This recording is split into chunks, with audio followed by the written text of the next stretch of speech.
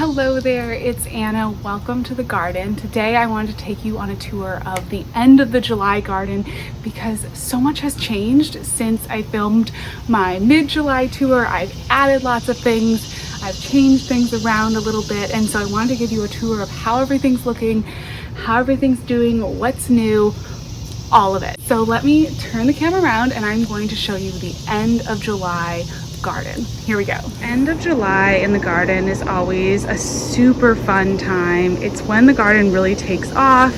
As you can see, there's lots of blooms, lots of tomatoes, so many things happening.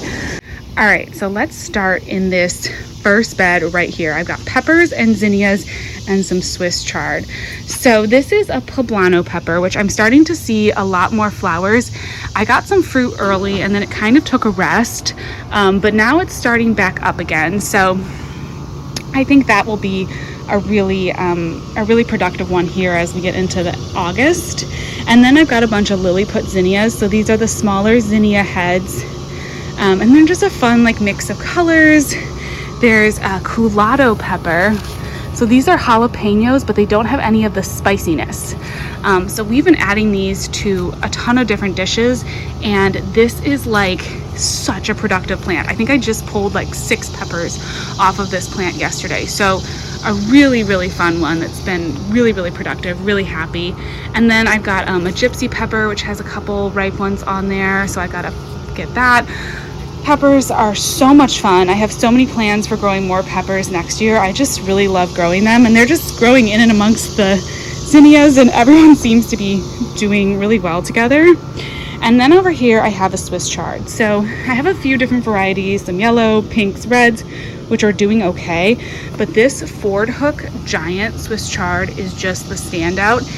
Now it is white, it's not any of the kind of special colors, but oh my gosh, look at that plant. Such a beautiful, perfect Swiss chard plant. So I've been really loving this, and I've just been letting it grow. I have been harvesting a lot of the leaves off of the other ones, and I like the smaller, more tender Swiss chard leaves. Definitely as the heat is coming on, the Swiss chard loses a little bit of its texture, so the younger leaves are definitely better, I find, particularly this time of year. Then over here, I have done a lot of changes to my little unheated greenhouse area. I've got the fall starts coming in. So in the second round of basil, some little pepper starts, and I need to water these, but these are bunching onions.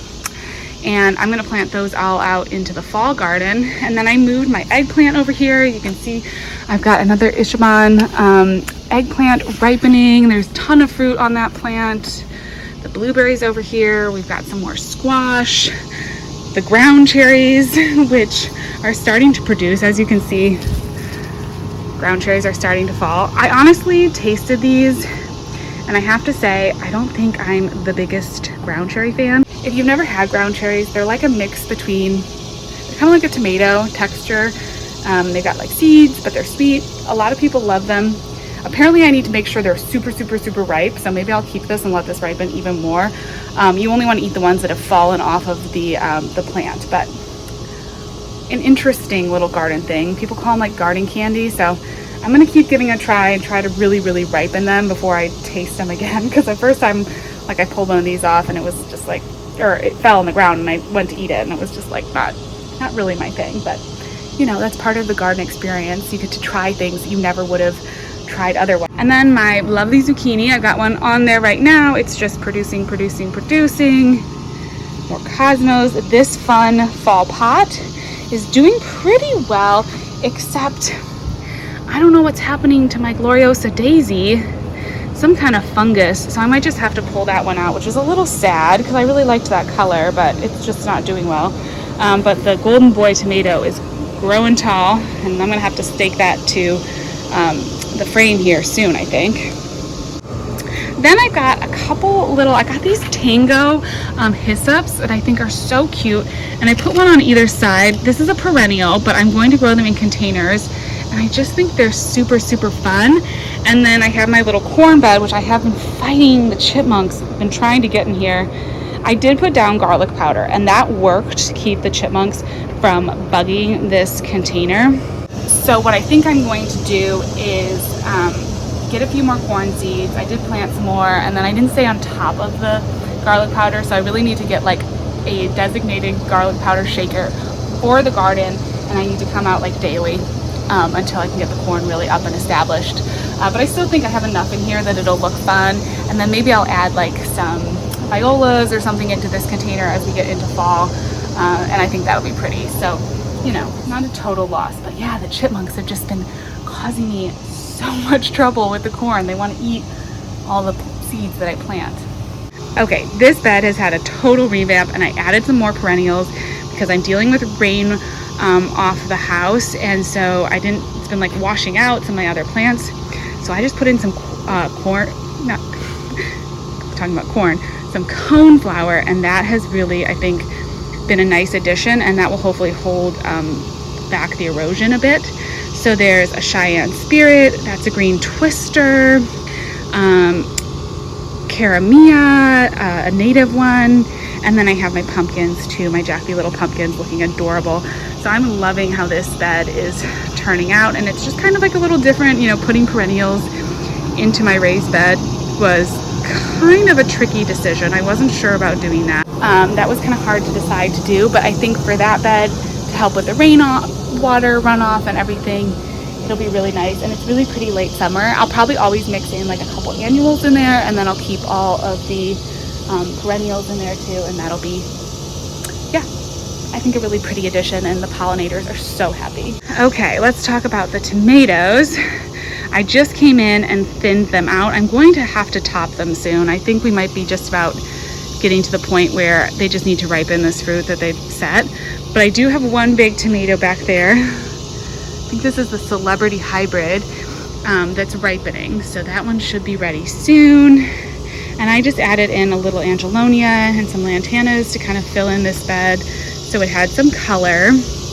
And then I added another one of the coneflowers into this corner. As you can see, the phlox are kind of fading now, but we have the black-eyed Susans really coming on. So they're looking beautiful, and that's just kind of the shift in season. The phlox will sort of flush again. They'll put on like another little bit of a show, and I may go in and cut back some of the more dead stuff, but they tend to kind of like rebloom out of the same stalks. So I don't want to be too quick to deadhead, and make sure I'm not cutting away any of the flowers. But really pretty still. And then you can see there's like Russian sage in there and the snake root and everything. I did pull out the dahlias. I had seed dahlias. Well, I didn't pull them out, but I just cut them off. I had been growing some of the Figaro mixed dahlias, and they were just getting attacked by spider mites. So I just took a lot of them out because they were looking terrible. And I figured, you know what, I can put something else in there like that Caramia coneflower, and it'll do better and just be happier. Fun things happening on the arch. As you can see, the tomatoes have almost reached the top, which that is super exciting. These are the Juliet tomatoes. And then I did a bunch of fun stuff down here. I put some more of the coneflowers. I added this Arctic foxglove to the corner. There's a Russian sage. This area gets pretty solid, fullish to part sun. It's like probably right around 5-6 hours. So should be good for all of these. And I added just in some more Rudbeckias and wanted to just fill in this area and utilize a space that gets a lot of sun. Also, the mandevillas are starting, possibly starting to make their way. They're going up. I'm starting to see a few more blooms. Talked about this in the last tour. Mandevillas maybe are a container plant for me, but I'm encouraged to see that they're starting to just grow up that trellis. And then I'm in love. I got these new foxglove and I'm in love with them. So pretty. Oh my gosh. And these beautiful echinacea coneflower. I just love this mix of colors, like the blues and the pink and the yellow. I think it looks so nice together. And then some little pops of like the Rudbeckias. Super fun. And then I got the cucumber that's just growing wildly around here and coming around the containers, but I think that also kind of adds a little bit to the whimsy. And more cucumbers. You know, these plants are starting to get really big. but honestly, they haven't really been putting off like any fruit. So right now it's kind of just an architectural thing in the garden, and I'm not sure when I'm gonna call it on those, but yeah, it's hard to decide. We're getting closer and closer to the season where you start pulling out things and putting in like the fall garden. I have some plans for this bed for fall. I would love to get more cucumbers though. I mean, I haven't gotten one cucumber off all this plant. I think it's just not getting, I don't know, it's not getting enough sun. But I'm like, it's hard to pull it out without getting anything off it. I like want to wait and see if it's gonna produce, but I think maybe it's just not like it just maybe not the right spot for it. I'm gonna have cucumbers in different places next year. Of course, the salad bush down here has produced cucumbers. There's actually one on there I might need to come in and grab. It's like right in here. I'm just gonna pull that. This is about the size I've been pulling them, just nice and tender. So that one's been producing right there. Again, this area is really part shade, but just that much over in this side, I think it's not, and these cucumbers just not loving it. Now, one plant that is loving this area is my fig. This is my Hearty Chicago Fig, and look at that baby fig on there. You all told me after the last tour that it's definitely a fig, and that is so exciting. Oh my gosh. Look how cute. I love it. I love this little plant. It's just, it always seems so happy and cheerful, and what a good plant. Oh, and you can see the chalk there because my daughter. But yeah, that is really, really exciting, and I gotta wait till it just gets a little bit bigger. I did move the elephant over here into this corner, and I love it. I think it looks so nice. It really adds, it looks happy. It's growing more up right now because it can kind of get more sun. So that's been a good decision. And then over here we have the container pond, which is doing great. I just did a video about how I've been taking care of it. There's a little bit of, these are all the petals from the crepe myrtle, but it's just, yeah, it's so much fun. The fish are doing great. All of these plantings are doing pretty well. I did try to transplant a couple coneflowers that I got at the plot over here yesterday, but we've had really, really high temperatures, and yeah, I don't think those are gonna make it. So just don't look at that. Never mind. Pretend I didn't do that.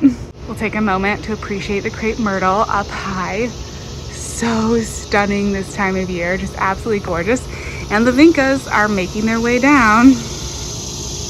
Oh my gosh, so fun from the hanging basket. It's like waist height now, so that's pretty cool. And then this area is kind of going through, I don't know, a little bit of a stage of flux because I've been moving containers around. But this is my, not garlic, ginger that I grew from a grocery store ginger plant. And it is like really growing. I'm gonna grow it all the way till frost and then harvest. I'm super excited. That's really fun. I've got some seeds. I'm gonna post a video about this in the next couple days. I started some more seeds for fall. And then these are my beans. And I tried to grow the grocery store potatoes in this grow bag and nothing has come up. So interesting experience, and I'm glad I threw the beans in there, so at least we have something. Oh, let's look at the pink variegated lemon. Loves its life. So happy. I hope this does well when I bring it in the fall, because that's just such a beautiful plant. And then I've got this container.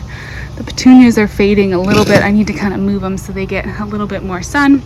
But the penstemon and this beautiful angelonia. My other fall container, my other fall tomato here.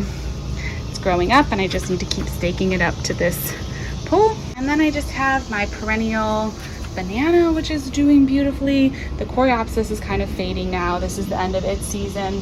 And I've got a whole flush of blooms coming on to my Pugster Blue butterfly bush. It's kind of faded just a little bit, but a bunch more blooms on the way. And I'll show you this area. It's not super beautiful. It's kind of gone back to being a little bit more practical again. You know me, I'm just always changing things around. But I do really like having the potato vine coming out. This is the worm bin. And I'm gonna keep playing around with what grows well in this space, but it's good to know that the potato vine does really well. So that's encouraging something for next year when I think about this. I think the potato vines are always so beautiful. And that's it. That's a look at the end of July garden. Flowers. That's kind of the theme. Just flowers, flowers, flowers. I'm really loving it. I think it's really beautiful, and I've just been having fun with all the perennial flowers. Some of them I may just be going as annuals. I'm not quite sure. And some of them, I mean, I'm going to try to grow everything for next year, but I'm not exactly sure like how it's all going to turn out, especially the ones in containers, like if they'll make it through the winter or where they'll go. But yeah, a really, really fun thing to have in the garden right now are all those cone flowers and rudbeckias, and so I've just been having fun planting them. Anyways, thank you so much for watching. Thank you for hanging out in the July garden with me a little bit, and I'll talk to you in the next one. Bye bye.